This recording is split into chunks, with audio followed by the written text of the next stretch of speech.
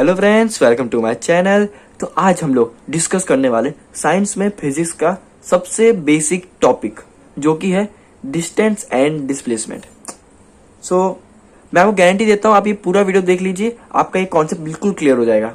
तो बिना time waste किए हम करते वीडियो की शुरुआत।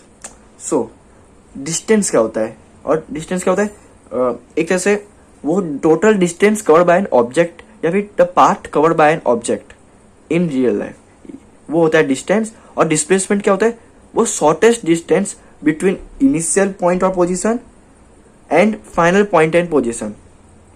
आपको एग्जांपल बताता हूँ। एग्जांपल से, फॉर एग्जांपल, आप ए पॉइंट पे खड़े हो, तो ये आपका क्या हो जाएगा? इनिशियल पॉइंट या फिर इनिशियल पोजीशन। अब आप ए से बी तक चले, फिर बी से सी तक गए, फिर सी से डी तक गए, फिर डी से ई तक गए, फिर आप ई से एफ गए और वहां पे आप रुक गए। तो ये आपका फाइनल डेस्टिनेशन जो है वो आपका फाइनल पॉइंट होगा या पोजीशन होगा। तो इस केस में आपका जो डिस्टेंस होगा वो आपने जो रियल लाइफ में जो आपने कवर किया ना, वो आपका डिस्टेंस होने वाला है। आपका इसमें डिस्टेंस क्या होने वाला है? ए बी होगा, A B plus B C plus C D plus D E plus E F, ये आपका होने वाला डिस्टेंस। तो ये क्या हो जाएगा आपका? 3 + 2 + 3 + 2 + 3।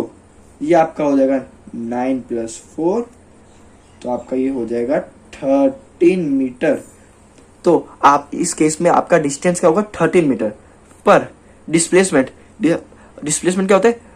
इनिशियल पॉइंट या पोजीशन और फाइनल पॉइंट ऑफ पोजीशन सबसे शॉर्टेस्ट डिस्टेंस। आप इसको एक तरह से ऐसे ले सकते हैं कि वो दोनों पॉइंट के बीच में आप एक स्ट्रेट लाइन खींच दीजिए, तो वो आपका हो जाएगा डिस्प्लेसमेंट। तो इस केस में हमें सबसे पहले देखना है डिस्प्लेसमेंट के लिए इनिशियल पॉइंट क्या है। यहाँ पे आपका ए है और फाइनल पॉइंट क्या है? वो एफ है।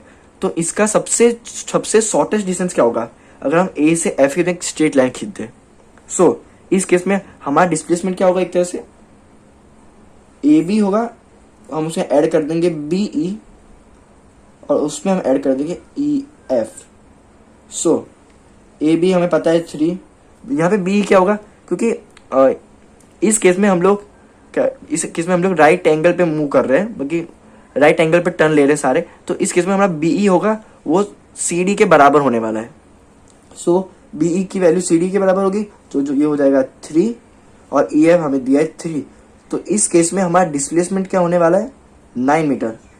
मतलब कि इस केस में आपका डिस्टेंस 13 मीटर है जो आपने रियल में कवर किया, पर डिस्प्लेसमेंट सबसे शॉर्टेस्ट डिस्टेंस, क्योंकि इससे कम तो हो ही नहीं सकता इन दोनों के बीच में डिस्टेंस, वो आपका डिस्प्लेसमेंट हुआ। तो इस केस में 9 मीटर हुआ।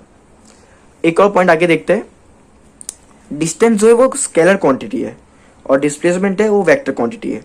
स्केलर क्वांटिटी मतलब ये डायरेक्शन पे डिपेंड नहीं है, वो डायरेक्शन से इंडिपेंडेंट है। और वेक्टर मतलब वो डायरेक्शन पे डिपेंड करती है। मैं आपको एग्जांपल से बताता हूँ। आप मान लीजिए आप ए पॉइंट पे खड़े हैं। आप ए पॉइंट से बी ट्रेवल किया आपने, फिर बी से आप सी गए, पर फिर आप सी से वापस बी पे आ गए। इस केस में आपका डिस्टेंस क्या होने वाला है?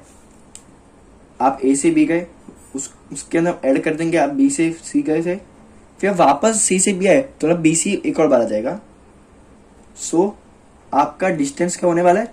5 + 5 + 5, तो आपका डिस्टेंस हो गया 15 मीटर। पर इसमें आपका डिस्प्लेसमेंट क्या होगा? क्योंकि आप ए से बी गए, फिर बी से सी गए, आप एक ही डायरेक्शन में जा रहे थे, फिर आप वापस आ गए, सी से बी आए, तो क्योंकि आप वापस ऑपोजिट डायरेक्शन में आए हो, तो वो आपका नेगेटिव में गिनाएगा। तो इसमें हमारा हो जाएगा A B plus B C minus B C लेंगे। माइनस बी सी क्यों लेंगे? क्योंकि अब फिर ऑपोजिट डायरेक्शन में आए, इसलिए माइनस हो जाएगा। तो ये आपका हो जाएगा 5 + 5 - 5, तो आपका डिस्प्लेसमेंट आएगा 5 मीटर। ये आपको एग्जांपल के लिए बताया कि डायरेक्शन, वरना डायरेक्टली भी निकाल ही सकते हैं, क्योंकि एंड आपका फाइनल पोजीशन क्या है? बी, और आपका इनिशियल पोजीशन क्या था? ए। तो इसका शॉर्टेज 5 हम डायरेक्टली भी निकाल सकते हैं, बस ये एग्जांपल के लिए आपने डायरेक्शन वाला लिया है। अब दोनों डिस्टेंस और डिस्प्लेसमेंट दोनों कभी नेगेटिव हो ही नहीं सकते, क्योंकि ये एक मेजरमेंट की यूनिट्स, मेजरमेंट कर रहे हैं ना हम लोग, तो मेजरमेंट कभी नेगेटिव हो नहीं, मेजरमेंट अभी डिस्टेंस ये कभी नेगेटिव नहीं हो सकते। तो ये कभी दोनों जन डिस्टेंस एंड डिस्प्लेसमेंट नेगेटिव नहीं हो सकते, और डिस्टेंस कभी भी जीरो नहीं हो सकता पर डिस्प्लेसमेंट जीरो हो सकता है। फॉर एग्जाम्पल, आप ए से सी ट्रेवल किया आपने, पर आप सी से वापस ए आ गए, तो आपका डिस्टेंस क्या होगा, 5 + 5 + 5 + 5, तो आपका डिस्टेंस 20 मीटर आएगा। पर आपका डिस्प्लेसमेंट क्या होगा उस समय, आप +5 + 5, फिर आप ऑपोजिट डायरेक्शन में वापस आए तो उसके अंदर आपका हो जाएगा -5 और -5, तो आपका हो जाएगा 0। ये हर केस में हो सकता, बल्कि ये हर केस में है कि डिस्टेंस कभी जीरो हो ही नहीं सकता, डिस्टेंस पर डिस्प्लेसमेंट जीरो हो सकता है। और डिस्टेंस है ना, वो हमेशा डिस्प्लेसमेंट से बड़ा होता है या फिर डिस्प्लेसमेंट के बराबर होता है। जैसे कि आप ए से सी गए, सिर्फ ए से सी गए, तो आपका इसमें डिस्टेंस क्या होगा, 10 मीटर होगा, पर आपका डिस्प्लेसमेंट भी 10 मीटर होगा, तो आप इक्वल रहोगे। पर अगर आप थोड़ा कहीं साइड वाइड में डायरेक्शन चेंज करते हो तो आपका डिस्टेंस आपका बढ़ जाएगा पर डिस्प्लेसमेंट आपका कम होगा। वही मतलब, अब अगर इसको डिस्प्लेसमेंट के पॉइंट ऑफ व्यू से देखें तो डिस्प्लेसमेंट हमेशा डिस्टेंस से कम होगा या फिर बराबर होगा। अब आपके जो एग्जाम में क्वेश्चंस आते हैं वो दो करके होते हैं, एक तो आपके सर्कल बेस्ड होते हैं और दूसरे होते हैं राइट एंगल ट्रायंगल बेस्ड। तो चलिए हम उसकी भी प्रैक्टिस करते हैं। वो आप मान लीजिए कि एक सर्कुलर पार्क है। सो आप ए पॉइंट पे खड़े हो, हम इसमें दो केस देखने वाले हैं। सो आप ए पॉइंट पे खड़े हो, आप ए से बी गए, तो आपको एग्जाम में बता दिया जाएगा कि ये सर्कुलर पार्क का रेडियस दिया है 7 मीटर, तो आपको निकालना होगा डिस्टेंस और डिस्प्लेसमेंट। तो इस केस में आपका डिस्टेंस क्या होगा, आप ए से बी गए, असली में आप ऐसे चलोगे तो ये आपका क्या होगा, पूरे पार्क का सरकमफेरेंस उसका आधा होगा, तो ये क्या हो जाएगा आपका सरकमफेरेंस क्या होता है 2πr, हम उसको 2 से डिवाइड कर देंगे तो क्या आ जाएगा πr। सो आपका हमें r पता है और पाई की वैल्यू 22/7, तो आपका क्या हो जाएगा आंसर 22/7 × 7, 7 से 7 कट हो जाएगा, तो आपका असली में डिस्टेंस कितना होगा 22, तो आपने 22 मीटर आप चले। पर आपका डिस्प्लेसमेंट इस केस में क्या होगा, डिस्प्लेसमेंट हमें आपको पहले भी बताया कि डिस्प्लेसमेंट अपने इनिशियल पोजीशन और फाइनल पोजीशन हमारे यहाँ पे बी है। तो इस एक तरह से आप मानो तो एक स्ट्रेट लाइन खींच दिया आपने। सो इस केस में आपका होगा डायमीटर आपका डिस्प्लेसमेंट। सो डायमीटर क्या होता है 2r होता है, मतलब 2r को 2 बार करेंगे तो डायमीटर बन जाएगा बेसिक। तो इसमें हो जाएगा r अपने को दिया हुआ है 7, तो 2 को 7 से मल्टीप्लाई करेंगे तो आपका आंसर जाएगा 14 मीटर।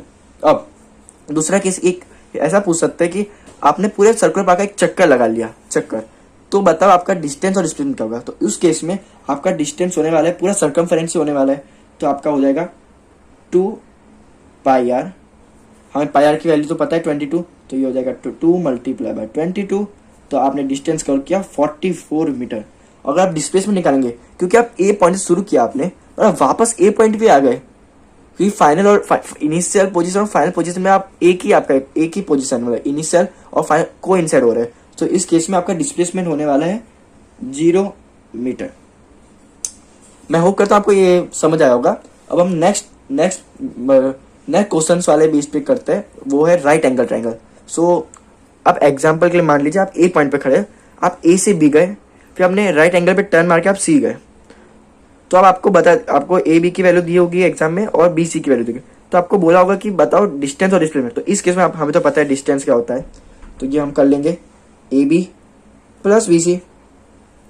सो ये क्या हो जाएगा 12 + 5, तो ये क्या हो जाएगा 17 मीटर।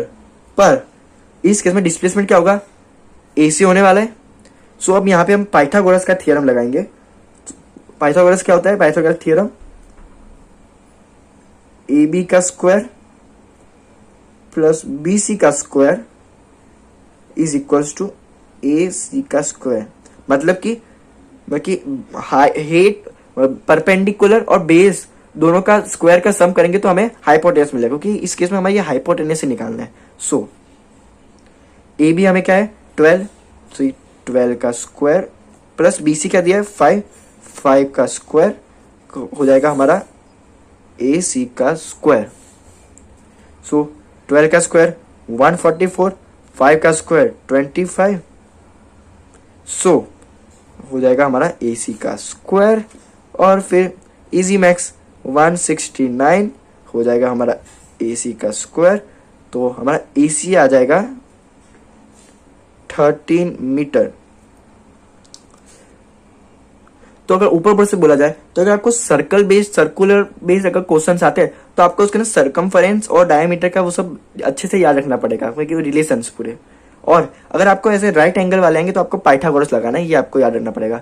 मैं होप करता हूँ आपको ये दोनों अच्छे से समझ आए होंगे। अगर आपको अच्छा लगा तो आप मेरे को लाइक कीजिए और अपने दोस्तों को शेयर कीजिए, जिससे वो भी सब सीख सके। अब मैं आपको एक होमवर्क के लिए क्वेश्चन देता हूँ। सो आप ए पॉइंट पे खड़े हो, आप ए से बी गए, बी से सी गए, फिर सी से डी गए, आप डी से वापस ए आए, फिर आप ए से सी ट्रेवल किया आपने, फिर सी से ई ट्रेवल किया, और आपको डिस्प्लेसमेंट दिया है 15 मीटर। तो आप मुझे बताओ इसमें टोटल डिस्टेंस क्या होने वाला है और सी ई की वैल्यू क्या होने वाली है। सो हम एक बार वापस रिकैप कर लेते हैं। सो डिस्टेंस क्या होता है, टोटल पाथ या distance covered by an object और पर्सन, और डिस्प्लेसमेंट क्या होता है, shortest distance of path between initial point of position और फाइनल पॉइंट ऑफ पोजीशन। और distance is a scalar quantity, वो डायरेक्शन पे डिपेंडेंट नहीं है। और डिस्प्लेसमेंट क्या है, वेक्टर क्वांटिटी जो डायरेक्शन पे डिपेंडेंट है। डिस्टेंस कभी भी डिस्टेंस और डिस्प्लेसमेंट कभी भी दोनों कभी नेगेटिव नहीं हो सकते, और डिस्टेंस कभी जीरो हो ही नहीं सकता, और डिस्प्लेसमेंट हो सकता है। और डिस्टेंस हमेशा डिस्प्लेसमेंट के बराबर होगा या फिर डिस्प्लेसमेंट से बड़ा होने वाला है, और डिस्प्लेसमेंट हमेशा डिस्टेंस के बराबर या फिर डिस्टेंस से कम होने वाला है। और सर्कल बेस में हमें ध्यान क्या देना है, सरकमफरेंस और डायमीटर, ये सब का हमें अच्छे से फॉर्मूलाज याद रखना जरूरी है। और राइट एंगल ट्राइंगल वाले क्वेश्चन आता है डिस्टेंस डिस्प्लेसमेंट, तो हमें इसके अंदर बस पाइथागोरस का थ्योरम याद रखना है। सो कैसा लगा आपको वीडियो? अच्छा लगा तो लाइक कीजिए, शेयर कीजिए दोस्तों के साथ, और कोई भी डाउट हो और आप मेरे क्वेश्चन का होमवर्क का आंसर देना कमेंट में मत भूलिएगा। और आपको और भी फिजिक्स के रिलेटेड ऐसे कोई वीडियोस चाहिए तो आप मुझे कमेंट सेक्शन में पूछ सकते हैं, और मेरे चैनल को सब्सक्राइब करना मत भूलिएगा। तो मैं आपको मिलता हूँ एक और इंटरेस्टिंग वीडियो से बाद। तो मिलते हैं अगले वीडियो में, तब तक के लिए गुड बाय।